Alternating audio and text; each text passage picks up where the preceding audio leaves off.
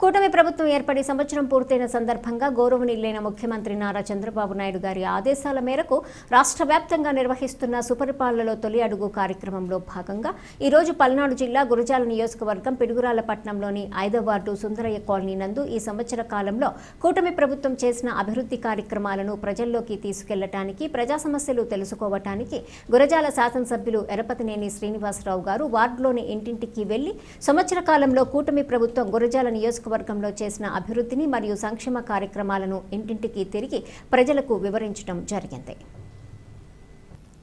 ఈ కార్యక్రమంలో ముందుగా ఎరపతినేని లక్ష్మయ్య గారి ఎలిమెంటరీ స్కూల్ నందు కీర్తిశేషులు శ్రీ ఎరపతినేని లక్ష్మయ్య గారి విగ్రహానికి పూలమాలలు వేసి నివాళులు అర్పించి అనంతరం విద్యార్థులకు సర్వేపల్లి రాధాకృష్ణ విద్యామిత్ర కిట్ ని పంపిణీ చేయడం జరిగింది. ఈ కార్యక్రమంలో గురజాల నియోజకవర్గ పరిశీలకులు కల్లం రాజశేఖర్ రెడ్డి గారు, మండల పార్టీ కన్వీనర్లు, పిడుగురాళ్ల మండలం మరియు పట్టణంలో వివిధ హోదాల్లో ఉన్న నాయకులు, కార్యకర్తలు, మహిళలు, యువత పాల్గొనడం జరిగింది.